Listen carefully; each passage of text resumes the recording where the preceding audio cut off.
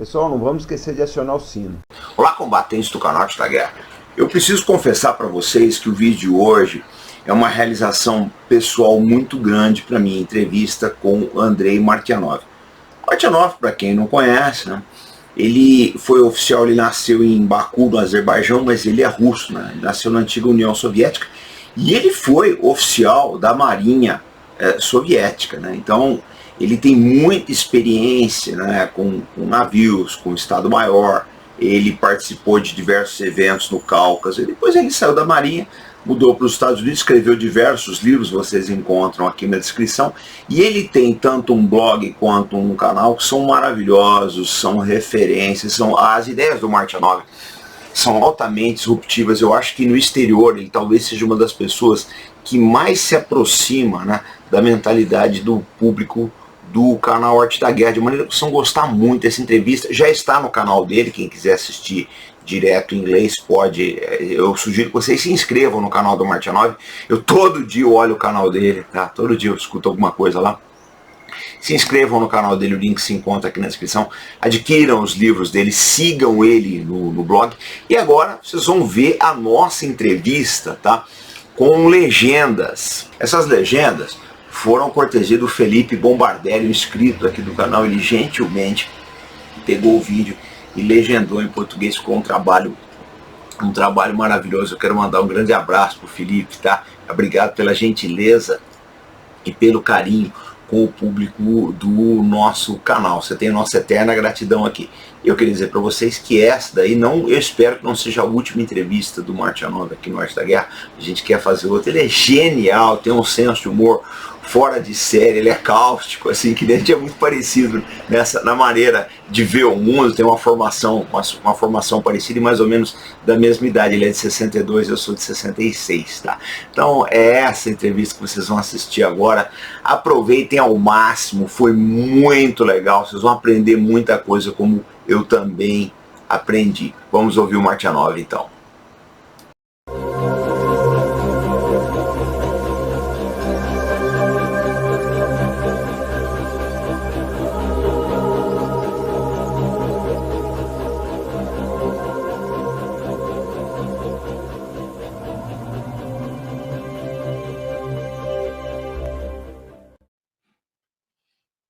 Hi fellows of the channel Arte da Guerra. It's a great pleasure to me to receive Andrei Martyanov. A Soviet naval officer, Andrei Martyanov is one of the greatest military analysts of our time. A prolific writer, his books were prophetic in predicting American military decline. It's therefore a great pleasure and an enormous honor for us to welcome you to our program. We hope this is the first of the many times. Welcome on board. Andrei. Thank you, sir. And yeah, my pleasure to be here. Thank you very much for inviting me. Andrei, do you think we are at the edge of a third world war with Middle Western happenings and Israel, Hamas, and Iran? What do you need can happen in this case? I'm not Arabist, of course. I'm not specialist in the area. But first, we are in the World War III in some sense already. It's they use the stupid name hybrid war, but we have been with this into this war since 2014, and because of the pressure nuclear deterrence provides, it develops on a very slow, so to speak, slope. So I think so we might encounter the large regional war because one of the obsessions of the Likud party and Mr. Netanyahu is to fight Iran, actually. So this is their kind of dream. And there could be, I mean, it's not excluded at all that they may try to engage Iran some way. I do, however, think that you will not see direct military intervention from Russia in this case. And if Russia doesn't intervene directly militarily, although I would expect Russia to support Iran, including by providing of the intelligence information and some technical support, I think so Iran can handle it completely on its own. Another matter that Iran has military capability which can turn actually many Israeli cities into parking lot, or they can even sink one of the American carriers or part of their carrier battle group. That will lead to the escalation. And considering all that, you can say that, you know what, Israel may go for the Samson option, which is of course nuclear option, and they will just blow the Tehran or something like that. Or United States will escalate towards the nuclear threshold, because the loss of their major surface combatant, let alone if something happens to the U.S. Navy aircraft carrier, God forbid, of course, the only answer they will have is to go nuclear, because they don't have any other means to influence Iran. And Iran, of course, already shown it in 2020. They can attack and destroy basically any U.S. Military base in the Middle East if they wish so. So it is a dangerous situation, but unless it goes nuclear, God forbid, of course, you know, then we should be probably within the confines of the large regional conflagration. But the point is, neither United States nor Iran, they want to go there. I don't think so. And what is United States doing right now, despite usual, you know, histrionics and showing how tough and how great they are, is in reality probably trying to somehow contain Israel from committing even larger set of the war crimes. And in this case, if that is true, if these assumptions and there are signals from Washington, if it's true, then what can I say? Good, you know, at least maybe we will be able to contain this, you know, within some kind of the reasonable, well, reasonable limits. Let's put it this way. Thank you, Andrei. And in this situation, in this context, do you believe United States continue to help Ukraine, or do you think Ukraine is out? Well, Ukraine is out with or without United States. It makes no difference, because militarily it's done.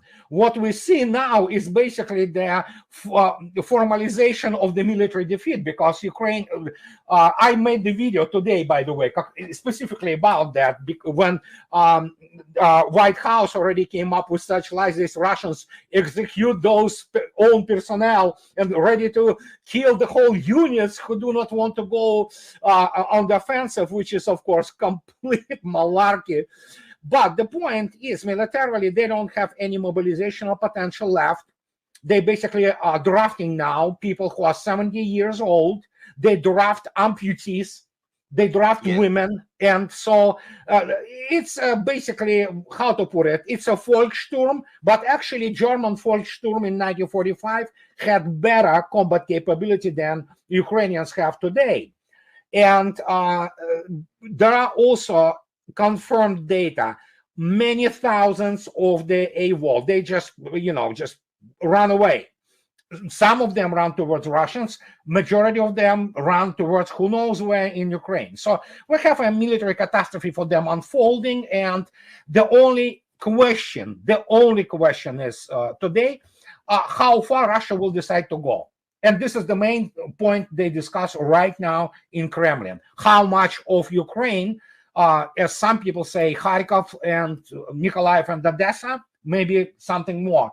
But that's the only kind of issue which has to be discussed. Other than that, militarily, Ukraine lost the war probably when they started completely lost the war when they started this so-called counteroffensive, which shows illiteracy of people in the West in terms of, I'm talking about military professionals. It wasn't counteroffensive. It was offensive to try to do something about Russian strategic defense. They failed miserably, of course, with catastrophic losses. And here we are today. Andrei, what do you think will happen with NATO after this conflict? Do you believe NATO is living in a crisis? Yeah, it's NATO is in a crisis. It's first, most importantly, both NATO is a euphemism for the United States being in Europe. let's put it this way. Europeans can go and bloviate whatever they want about their defense, you know, and defense of Europe against who, I don't know. I mean, they have more problems from Africa right now than they have problems from Russia. But the point is that NATO ends its, as Lord Ismay, the first Secretary General of NATO, stated, we need NATO to, as he knows, to keep Russians out, Germans down, and us in. So there you go. So, but the problem is, of course, Europe of today is basically, it's a meal. It's a food. United States is eating it right now, and inevitably with this deindustrialization and economic catastrophe which is unfolding there, NATO will disintegrate too.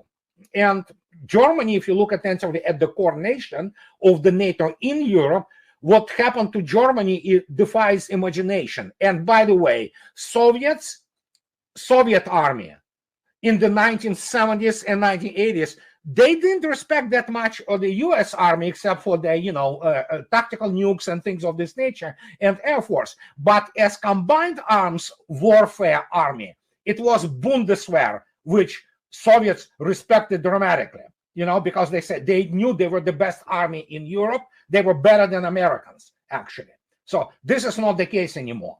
Germany is deindustrialized. Militarily, it's a pygmy.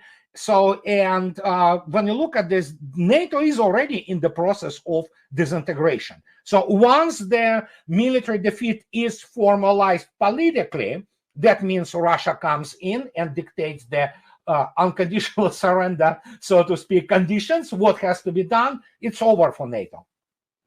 Do you believe the German army has some chance of recuperation, or that Europe can go independently of the United States? Not on the level of the warfare of the 21st century, which we're observing right now. They certainly still are capable to produce some things, but you already saw what happens to those, the best tanks in the world called Leopard 2. They burn just beautifully.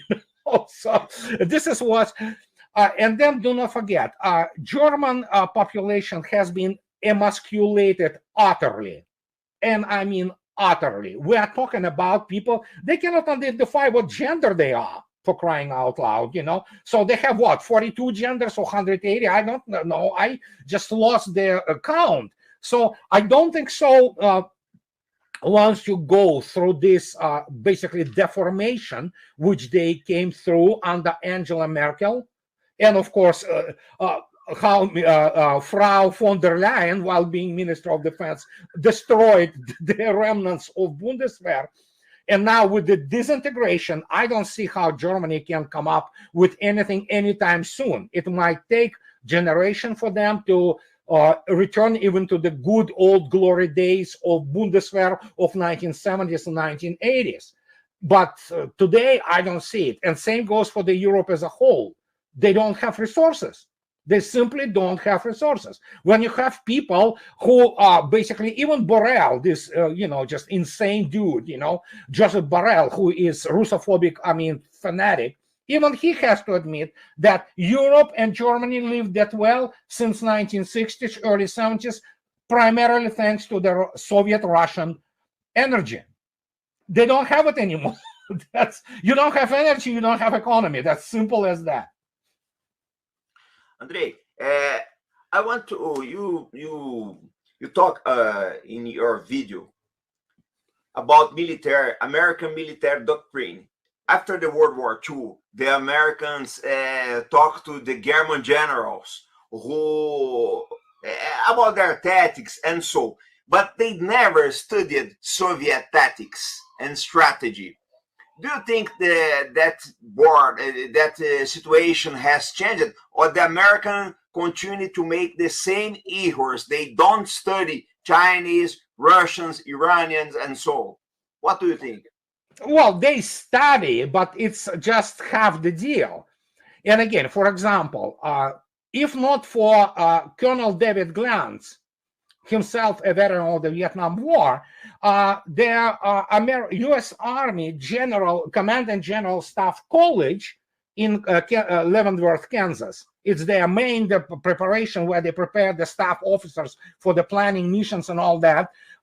They would never have actually a real serious departmental study of the Red Army warfare, if not for Colonel Glantz, who actually produced and actually also initiated the famous magazine, which is called Slavic Military Studies. If not for that, they would still be basically drinking the Kool-Aid from Guderian, Manstein, Manteuffel and all that, how they almost defeated those damn Ruskies, but, because of the winter, as we all know, in Wehrmacht trenches, there was always minus 20 Celsius, while in Russian trenches, it was always plus 20 Celsius, and Russians were in flip-flops.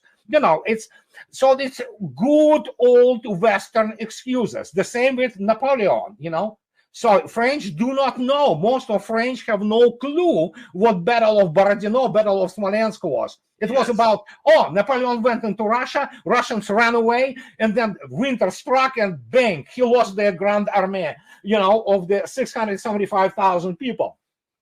I mean, I guess you cannot fix stupid.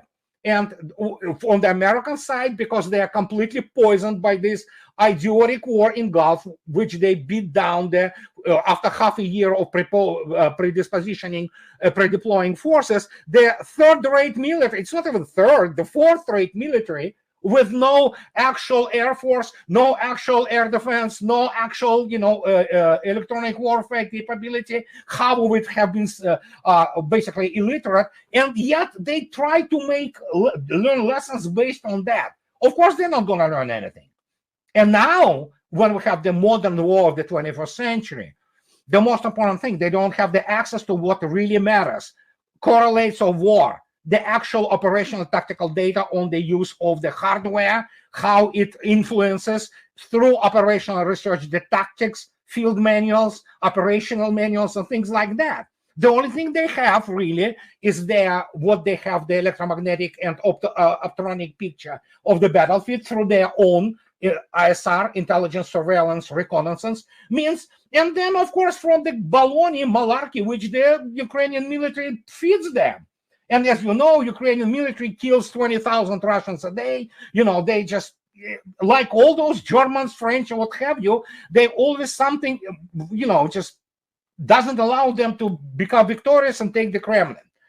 And that's the problem. They will not learn it. And now when you also begin to look at the state of the American professional military education, when you look at the catastrophe, academic catastrophe, and ideological catastrophe in the West Point, Military Academy of the West Point, when you look at what is happening in the U.S. Air Force Academy, I mean, they're not going to learn anything. They're going to continue to study their great victory over Saddam's army. So there you go. And those fringe voices, they will be ignored. Andrei, do you think that a problem of the states in Ukraine is that they try to use the same tactics that some countries of NATO used in Afghanistan, that was a counterinsurgency? Do you think they trained the Ukrainians, the Ukrainian army at the tactics they used in Afghanistan? Well, I'm pretty sure they tried, but none other than Ukrainian army, through many of their high-ranking officers, are on the record that we don't want your tactics, we don't want your operational views. We go back to the Soviet tactics, how we were taught of the combined arms operations. It's just not applicable.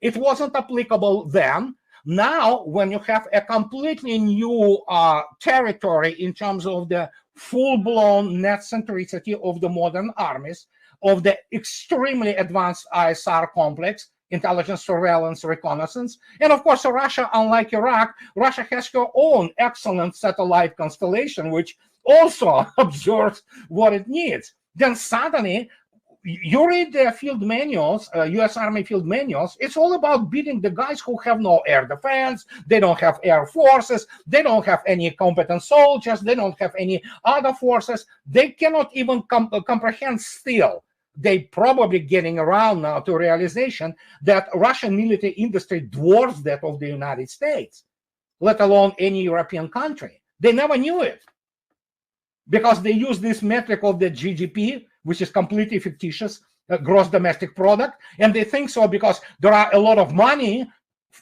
floating there. I mean, that you have such a great industry. No, you don't. It's not United States of 1980, which was a industrial monster. United States long ago lost. I mean, it was deindustrialized catastrophically, and there you go. Now we have the situation. Andrei, you live in the United States for 30 years, okay, about 30 years. So you know very well the country, the military, and so. Do you think the American military understand what is happening with their industry, their military industry? They understand, they know that, or they live in fantasy? Many do, and it's not military. You go to the, for example, papers by General Accounting Office, so people for the Government Accountability Office and things like that, a Congressional Budget Office. You look at that, you look at this paper, the information is out there. It's just the system is so corrupt, what is called military industrial congressional media complex, that they cannot develop even proper strategy or proper, basically, policy towards what they need, how they define their national interest. The only thing they know is ideological mantras that, oh yeah, we're the greatest, whatever, there's nothing which really can touch us. Well, anything can touch them. And the point of the military-industrial complex in the United States is to make extremely expensive and supremely inefficient military, weapon systems. And everybody saw it. It took special military operation to actually expose it as primarily financial fraud. You have the air defense complexes which cannot track even, not forget about hypersonic. They cannot do anything with the supersonic or just even subsonic missiles. They can do nothing. They barely shoot down anything. So, while obviously, as you know, armed forces of Ukraine tell them, we shoot everything. They actually shoot more than Russians have missiles. But hey, you know what? And do you expect those people who get this information believe it? Some do. But others who have any brain left and who have at least graduated those ROTC and military academies in the United States when they still were competent, they don't. But again, how do you break through? Because so much money are made. Again, the revolving doors of the military-industrial complex. You become Lord Austin, Mr. Austin. You are sitting on the board of Raytheon. What are you interested in? You're not interested in defending country. You're not interested in real war. What you're interested in is a bottom line capitalization of your company, how high are shares, and what will be your bonus check in the end of the year, how many millions it's going to be. That's the only interest they live by.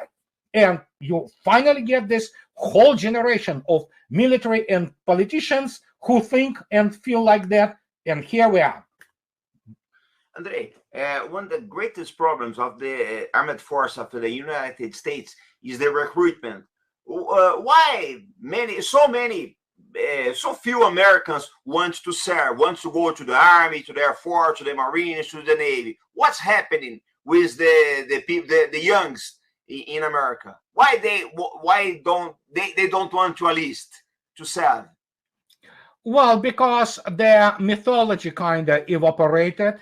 People see what happened after 9/11. They saw the debacle in Iraq. They saw the debacle in Afghanistan.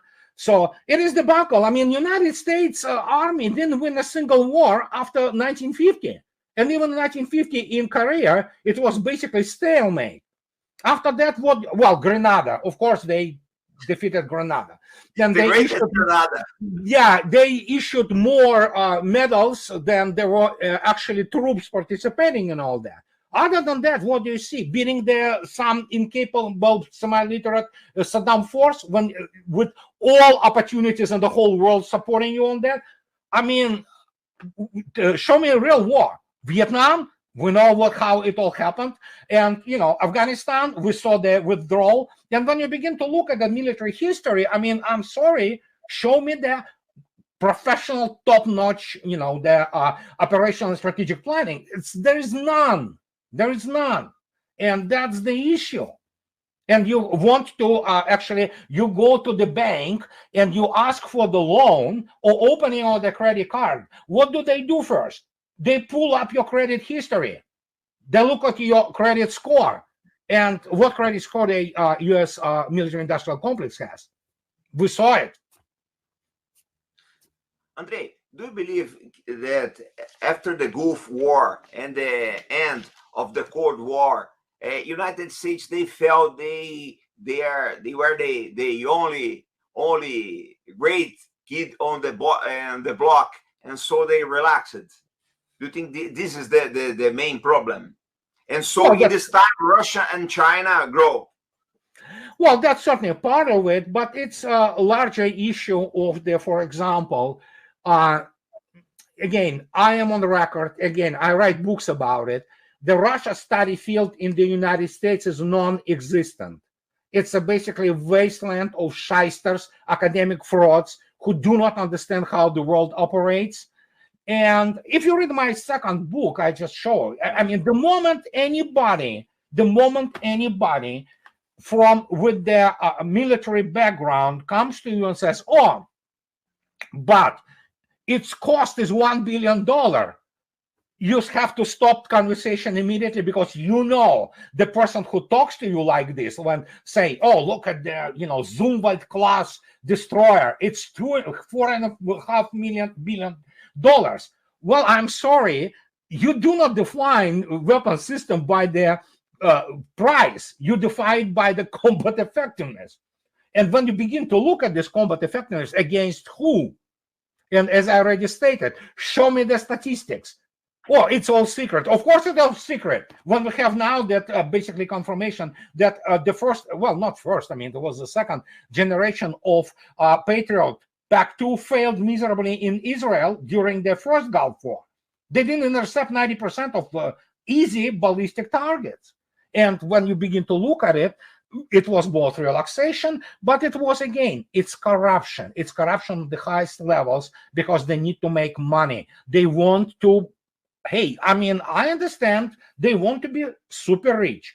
And as a result, you have F-35, okay? It's, I don't know, just lazy didn't kick F-35 in the butt, you know, by now, because it is a complete embarrassment, okay?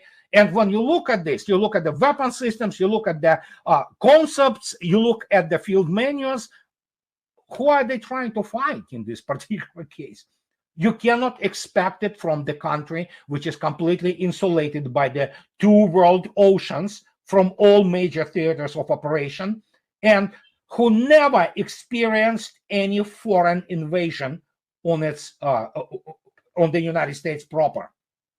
If you don't have school, you don't have experience, you don't have cultural impetuses to develop a serious non-expeditionary force. But United States is expeditionary. United States Army is expeditionary force. Andrei, today the Chinese have the greatest navy in the world. It's not a navy as the same type of the United States. They don't have so much carriers, but they are growing. They have a good surface force. They are building submarines, and they have the supersonic missiles. Do you think United States Navy has some chance to turn the table?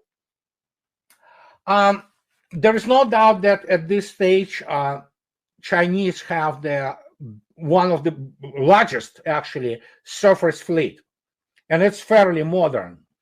It also has hypersonic missiles at its disposal. They are different from Russian hypersonic missiles.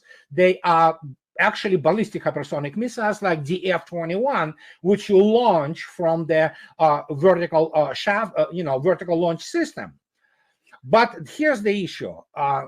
While this is true, China is lagging in terms of the submarine force. In terms of the nuclear-powered submarines, China definitely not anywhere near with United States or Russia.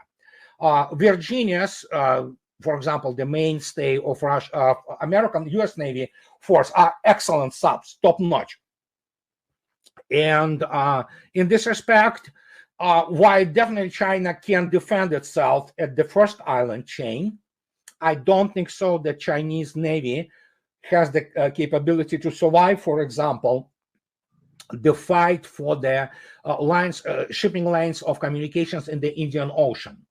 Especially if, well, we know AUKUS, this, Australian, United States, and United Kingdom thingy, is primarily the, how to put it, a wet dream, but still, United States can deploy its submarine force on the shipping lanes of communications of China, where China receives more than 25% of its energy, especially from Iran, and they can fight there and they can cut it. And in this particular case, that will represent a major problem for China. That is why China is doing everything possible to have their energy supply lines within the continent, and that means Russia. It's totally natural. Now they want to consider some type of the Arctic routes, but then again, they will have a mighty Northern Fleet there and its submarine force if it comes down to war, God forbid, of course. But yes, they have excellent surface fleet, but in terms of submarines, it will take time for them to catch up. Andrei, do you think America is... no, Biden. I don't know if Biden will re-elect, but Trump is in the corner. Okay, do you think America wants a war with China for Taiwan? Do you think they want to go to the war, or they force a war with China? Neocons certainly want it. Again, you have to keep in mind that Washington, D.C. are very incompetent people militarily. They never were competent to start with. So they always dream about starting some kind of the conflict because they do not understand strategic and operational ramifications. And they still believe that, I don't know, I mean, they stuck in 1990s. Even in 1990s, Russia, while being completely in disassembled state, she still had the nuclear deterrent capable of turn basically the whole United States into the radioactive desert. Those people don't understand that. They don't understand that China is nuclear power. It might not have as many nuclear warheads as Russia does, but they certainly have nuclear potential. And of course, they think that, yeah, let's do it this way. Let's kind of start the war around Taiwan. Let's use Philippines, for example, as some sort of Ukraine, ram against China, and see where it goes. But again, what we saw in the last several years, it is sheer strategic incompetence across the board. It's not just political elites. It's CIA, it's intelligence community, it's Pentagon. They have no clue. And this is what is scary. And that's why they are scary, because they're so stupid, pardon my French, that they may start something, they will lose immediately control as they lost in Ukraine. And there you go. So take any political leader, any congressman, any guy from whatever intelligence community, you look at their backgrounds, they're lawyers primarily. Nothing wrong with being lawyers, but you do not understand how the wars are fought, real wars. And when you have these people, and especially when you consider the American Ivy League schools, which primarily produce, well, I mean, academic fraud. I'm not talking about the STEM, mathematics, engineering, medical, and all that. They are great. But anything what comes down into humanities, they produce garbage, frankly. And you have those people, good old boys, they go there only to make connections. The same as it's the case with Oxford in Great Britain. Look at Boris Johnson or Liz Truss. They are basically certified imbeciles. But they get promoted and elected because they can lie professionally. But that's the only thing they can do. And because of that, you have this combination of people who have no clue, and they will still make decisions. You remember Biden a few days ago, we're America, for God's sake, we can handle 2 wars. America wouldn't be able to handle a half conflict like special military operation, but there you go. Andrei, today we have leaders in the East like Putin and Xi. I believe they understand this world better than Biden, Sunak, Macron, Scholz, and the others. Do you agree with this? That Putin and Xi, they have a project, they have a plan. Oh, yeah. Yeah, well, they have a much better understanding this. Mr. Putin is a professional and extremely well-trained and educated intelligence officer. Mr. Z, actually, he is a military guy. He has a rank in the Chinese army. So, I mean, these are the guys who know what strategy is. And then, of course, Mr. Putin has something which none in the NATO really has anymore, and especially the United States, which never had it to start with. It's called the General Staff. Russian General Staff is the best general staff in the world, and I'm talking by far. And when you look at this, yeah, Putin has it all. And again, they don't have to go out and do what political generals from Pentagon do, who basically suck up, they tell lies to convince and make feel good all those political basically curators. In Russia, yeah, if you get something wrong in terms of if you misreport something, you're in trouble, because there will be somebody else who will cross-check you, and that is why you have to constantly report the truth the way it's fact happens on the ground or in the air, whatever you want. And as a result, you can see yourself today. And what can I say? Yeah, I mean, Russians know about war better than basically most of American generals. Average Russian knows about the war, especially, the educated. And don't forget, we lost 27 million people and defeated the largest and most powerful military machine in history. Of course, Nazi Germany and, Axis. And Russia is if you look at Russian history, is basically a nation of warriors who consistently defeats best of the best. They try to go there, they get, their butt kicked. Then Russians have a joke. I mean, it's not basically a secret. They say every century, combined West goes to Russia to get its ass kicked and then kicked out, So this is exactly what happens. And yeah, so that's a completely different level of the military culture. Andrei, in the case of Ukraine, do you think Russia will go to Odessa, or they will stop in the Dnieper? Difficult to say. That's the point. Can Russia go there? Yes. The issue is, does Russia want to take this much of Ukraine on its balance?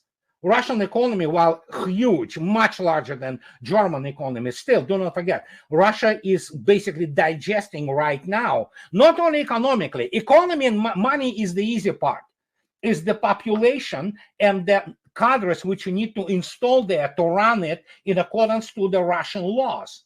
Do not forget, those territories, they have been under Ukrainian rule for so many years now. You have new generation of people there, many of who they don't like Russians.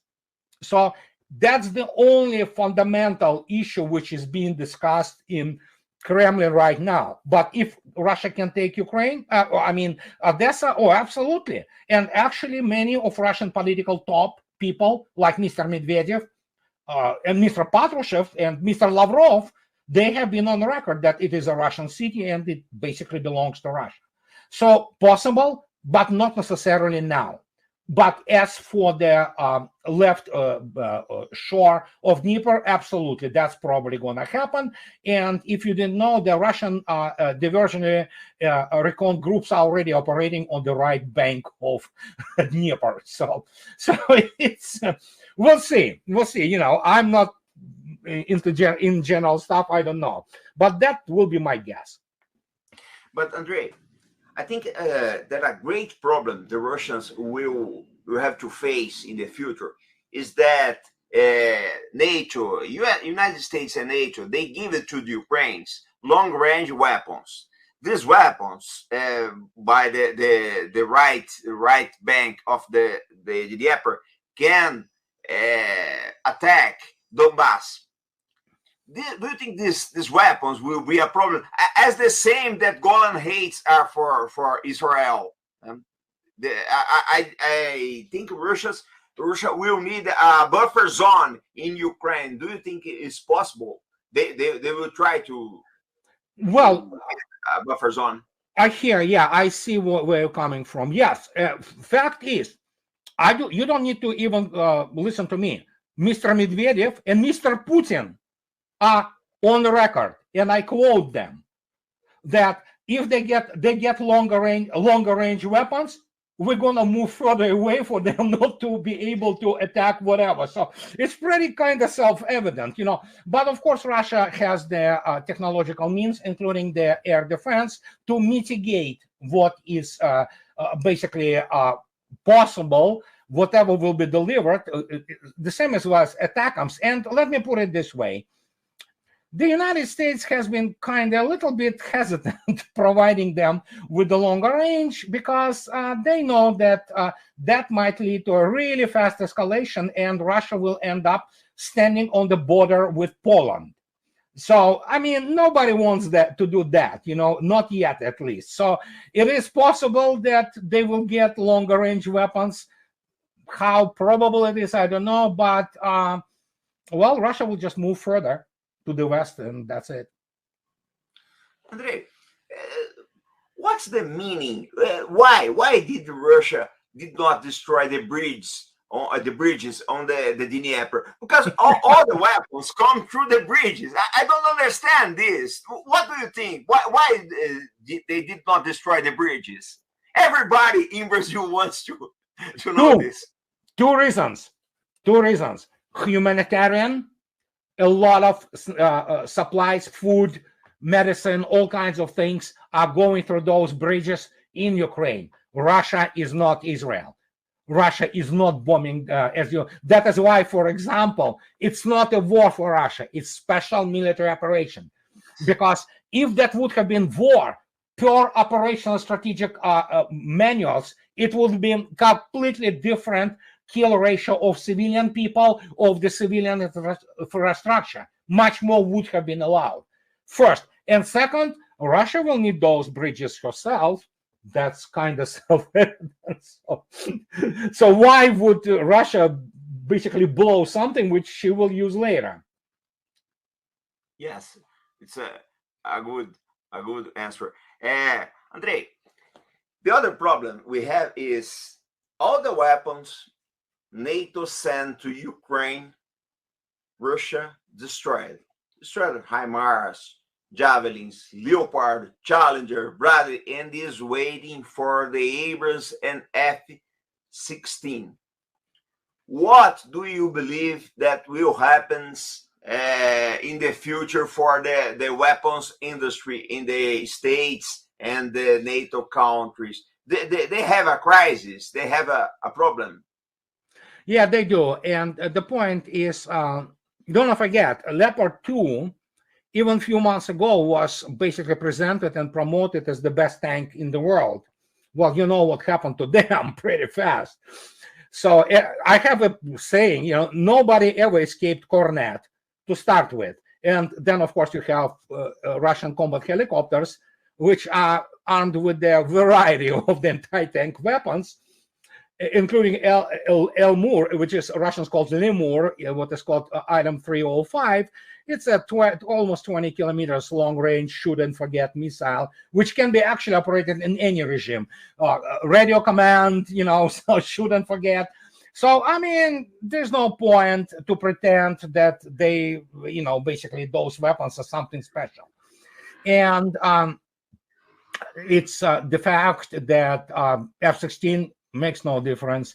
Russia already sent the message by, I spoke about it today in my video about what is the S-400 when it's completely networked with the early warning aircraft systems such as A-50U and other systems and other combat aircraft. It's a completely new operation in the actual combat conditions when the net centricity works and you get the synergetic effect. And that is why Russia shut down, annihilated last 10 days, 24 fixed-wing aircraft of the whatever was left in the arsenal of the armed forces of Ukraine. How did they do this? It's not a secret anymore. It's S-400 in combination with A-50U and other airborne assets. So they have been able to shoot down the aircraft, low-flying aircraft, which thought that they were safe. They were shooting them at the extreme ranges, up to 400 kilometers. This is something U.S. Air Force never heard before. They don't even know how to deal with that. And don't forget, the S-500 has even larger range, a longer range, up to 600 kilometers, and this is what is confirmed, probably something longer than that. So, and when you have their very good situational and tactical awareness of the battlefield, you get good targeting. Doesn't matter how far you are, you will be shot down. And that's how it works. So they simply, again, Western weapon systems and concepts are stuck in 1990s. Russian fight something which they would be fighting in 2030s. You know, so that's a disparity, generational disparity. Andrei, what do you think that happened with Elon Musk in the first months of the war? Musk talked about to help the Ukrainians, and so the time is passing and he's changing his ideas. What happened with the Musk and Starlink and so? Do you think? Yeah, very simple. Russians developed a number of the weapon electronic warfare means which can detect and annihilate Starlink terminals. And again, listen, it's again, we do not know even 1/10 of what is being used there and how it's being used. And then suddenly, yeah, Elon Musk understood that if he continues, the reputation of his Starlink thing will be grossly damaged. It's already damaged, you know. So, and that's why he started to kind of, you know, try to be more reasonable in terms of supporting Ukraine, because evidently the Starlink turned out to be, well, it had some effectiveness, but it was really fast, you know, countered, and nowadays you don't hear too much about it. Andrei, the last question for you. I want to talk a little bit of the Krasuska 4. Krasuska 4. Everybody in Brazil asked me about this system, and I believe it was a bad surprise to NATO.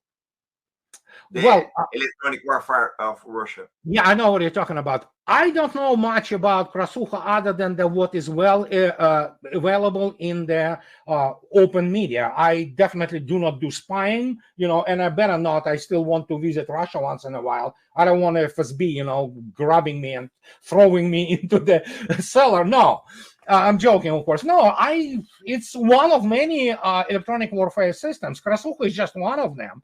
Many people do not understand. Russians have this, for example, system called Murmansk. And that thing works, what we know. It shuts down practically all shortwave communications at a distance of 5,000 kilometers. So basically, Russia can shut down the whole communications of NATO, and it's just, you know, nothing they can do about it. So in terms of even this guy, I mean, listen, you have Ben Hodges, I mean, the guy who lies about Russian military constantly. But even he, in 2015, he stated, oh my God, what we encountered in Ukraine in 2015, you know, 8 years ago. He said it was the eye-watering experience. I mean, they have the most advanced electronic warfare systems in the world. And since then, a lot of things, you know, improved dramatically, I would say. And that's the only thing I can tell you about it, because obviously electronic warfare, electronic countermeasure, and electronic countermeasures, these are extremely classified things. They represent one of the highest level of the state security. So what can I say? Evidently, their command and control, well, C4 complex of armed forces of Ukraine is severely limited, including because of those electronic warfare means. Okay. Martyanov, I know you are a great friend of Pepe Escobar, a great Brazilian. I love the videos and the tests and the rights of Pepe. And I want you give a final declaration to Brazilian people. I hope you back to our channel other times. You have a great legion of admirators in Brazil. So the famous last words. Well, you know, listen, I am, first, I'm really grateful for you having me. And I know there are many people in Brazil who read me. And of course, Pepem is my good friend. We just spent time in Moscow just recently, you know, in a really nice Sicilian restaurant. No, Pepe doesn't go to Brazilian restaurants, I can tell you. He went for Sicilian. So, but no, we're good friends. And I definitely, I am an old school Brazilian football admirer, you know, but again, it's 1982, the greatest Brazilian team I ever saw in my life with Socrates, Eder, you know, Zico. That was Brazilian football at its finest. Well, just Italians just turned out to be better, but it was an amazing team. Well, they produced one of the best, you know, football matches in the history, Italy and Brazil. I mean, that was absolutely, I remember watching it in 1982. It was like unbelievable, you know, just like absolutely emotional roller coaster. That's what it was. So that's what I remember, obviously, greatly. And you wouldn't believe, I make feijoada myself, actually. Feijoada, how you call it, you know, so the meat, beans and I try to make it anyway. So I'm probably gonna be making it very soon again. So. When you come to Brazil, you are my guest. Oh, it will be my pleasure. I don't know if I will be able to make it anytime soon, but I certainly accept the invitation. So absolutely. Mr. Martyanov, thank you for your time. It's very, very happy, a great pleasure to Canal Arte da Guerra. And I hope you back here as soon as possible. Oh, absolutely. Anytime, Robinson. Thank you very much, sir. I appreciate you having me. Thank you, Andrei. Bye-bye. E na lista de desejos da Amazon, vocês encontram todos os livros que o Andrei Martyanov escreveu até agora. Ele tem 3 obras, né? Vocês acham em Kindle e também no formato impresso. Eu lembro o seguinte, as obras do Martyanov são altamente disruptivas. Elas anteciparam o caminho que as artes militares iam tomar nos próximos anos e décadas. É imprescindível ler Martyanov para entender os aspectos militares da guerra moderna. Vocês encontram todas essas obras na Amazon e todas as vezes que vocês compram livros e outros itens na Amazon, vocês estão ajudando o canal Arte da Guerra.